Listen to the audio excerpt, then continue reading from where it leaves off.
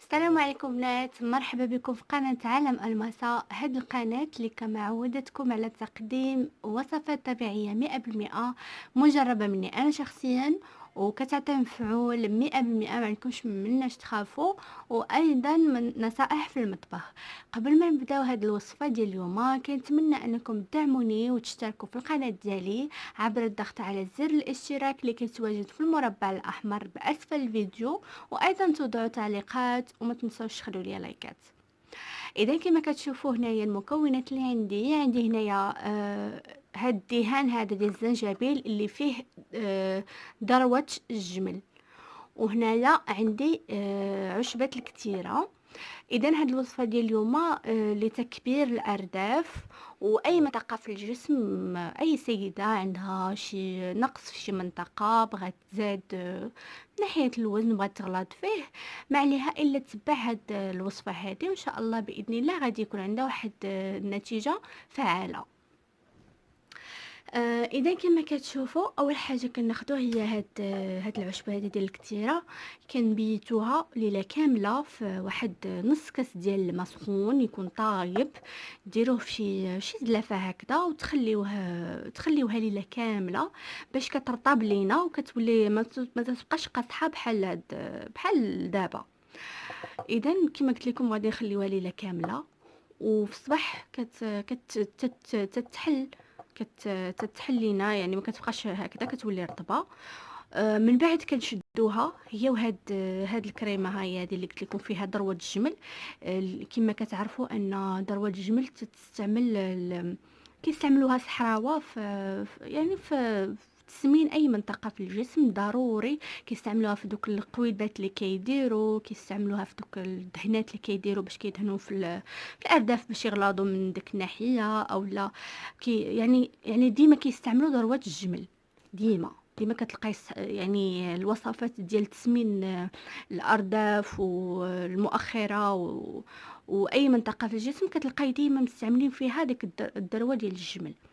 اذا كما كتشوفوا الدهنه ها هي كيف ما كتجي ريحتها زوينه، يعني ما عندكمش مناش تخافوا، ماشي يعني يعني العيالات اللي ما كيبغوش يديروا ديك زيت الحلبه كيقول لك لا راه خانز وهادي وهادي. هاد الدهنه هادي راه هاد الشكل ديالها داير بحال هكا. ها هي دهان الزنجبيل، راه فيها ريحه الزنجبيل نيت، ريحه ديال السكنجبير، وفيها هاد الذروه ديال الجمل. ها هي كتجي بحال هكذا. اذا كما قلت لكم ملي كترطب لينا هاد العشبه هذه ديال الكتيره في الصباح، تنشدو هاد الدهن هادي وكنزيدوها عليها، وفي مولينكس كنطحنوهم حتى تنحصلوا على واحد الكريمه. انا صراحه مازال ما صايبتهاش، عاد غادي نصايبها لان تسالات ليا ديك الاولى اللي كنت مصايبه. المهم غادي تشدو هذيك الكتيره وغتزيدوها على هذه، غتزيدوا مثلا غادي تاخذوا نص ديال هاد العلبه، نص ديالها، وغتضيفوه على هاد الكتيره هذه، وغادي تدهنوا به، يعني عفوا غادي تطحنوها في ديك مولينيك حتى تحصلوا على هذيك ديك الكريمه كما قلت لكم، وكتحتفظوا بها في شي علبه تكون معقمه، غسلوها بالخل تكون معقمه، واحتفظوا بهذاك الكريم. من بعد فيما غادي هذاك النص اللي كيبقى لينا في هذه العلبه هذه، آه اي في كل ليله او في اي وقت بغينا ندهنوا هذيك الكريم ديال الكتيره اللي مخلط بهاد الذروه ديال الجمل، غنشدوا ديك المنطقه وغندهنوا داك النص اللي بقى كندهنوا به، لان هذه فيها الزنجبيل وفيها مواد طبيعيه، اعشاب طبيعيه، وفيها ذروه الجمل كما قلت لكم. هذيك الاعشاب الطبيعيه وديك الزنجبيل كيسخن لينا ديك المنطقه، وبالتالي المفعول ديال هاد الكتيره والكريم ديال الذروه الجمل غادي يعطينا نتيجه يعني في ظرف تقريبا اسبوع، يعطينا واحد النتيجه مبهره، غادي تحسوا براسكم انكم كتزادوا من هذيك المنطقه.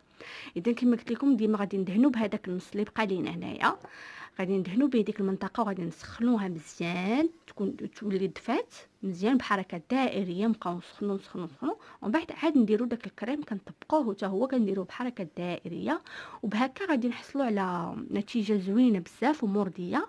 وكنتمنى ان الوصفه تعجبكم. هذه راه وصفه مجربه مني انا شخصيا، و يعني ما عمرني زعما ما شفت شي وحده دارتها ولا شي مرة قالتها لي، ولكن أنايا قريت على هاد المكونات وقريت على ذروة الجمل. يعني لاحظت أن جميع هاد المنتجات التجميلية ديال تسمين أي منطقة في الجسم كيستعملوا ذروة الجمل، هذه معروفة عند الصحراوة أيضا.